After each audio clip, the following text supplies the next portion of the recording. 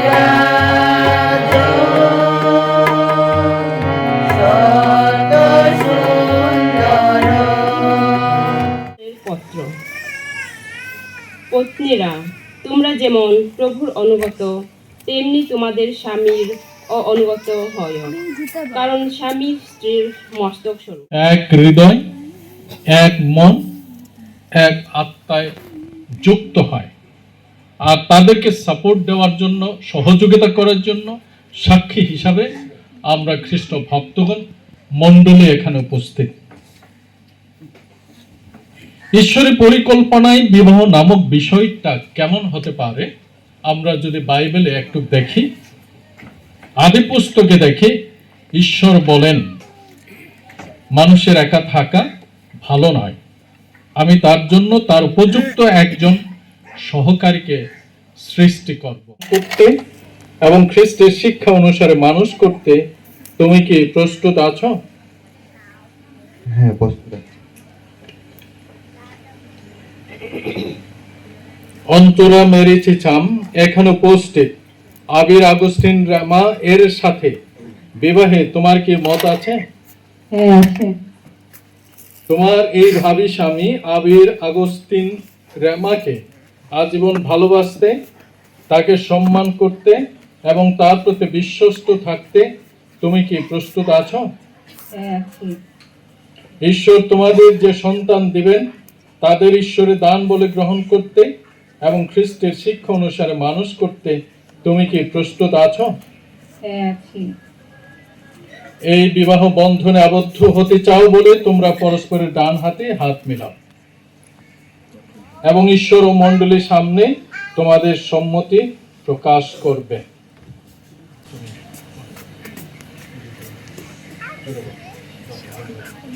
অন্তরা, ঈশ্বরের সামনে দাঁড়িয়ে আমি তোমাকে স্ত্রী রূপে গ্রহণ করছি।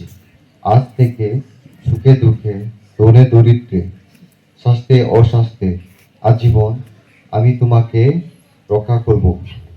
তোমার কাছে এই প্রতিজ্ঞা করি।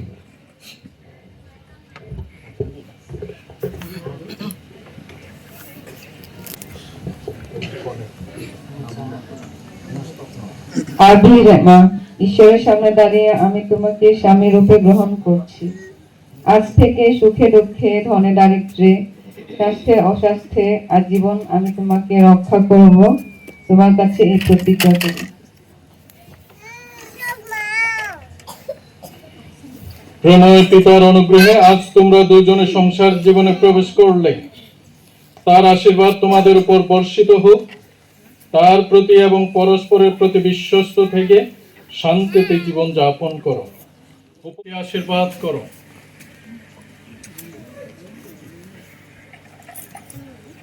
যারা এই আংটি ধারণ করবে তারা যেন পরস্পরের প্রতি বিশ্বস্ত থাকতে পারে, প্রার্থনা করি প্রভু যীশু খ্রিস্টের নামে।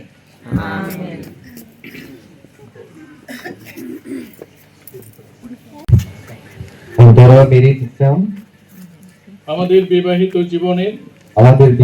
জীবনে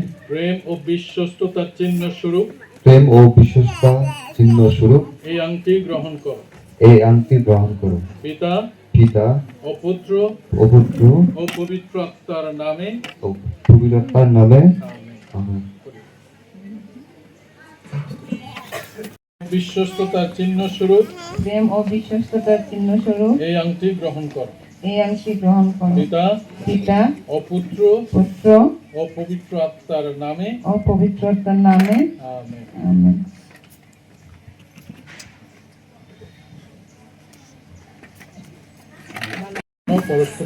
পরস্পরের প্রতি ভালোবাসা বিশ্বস্ততায় থাকতে পারে, প্রার্থনা করি প্রভু যীশু খ্রিস্টের নামে।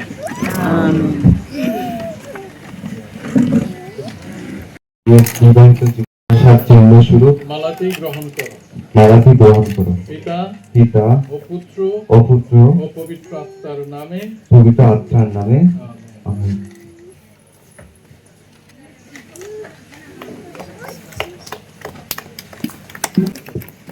আমাদের বিবাহিত জীবনের প্রেম ও ভালোবাসার চিহ্ন স্বরূপ এই মালাটি গ্রহণ করো। পিতা ও পুত্র ও পবিত্র আত্মার নামে। আমেন।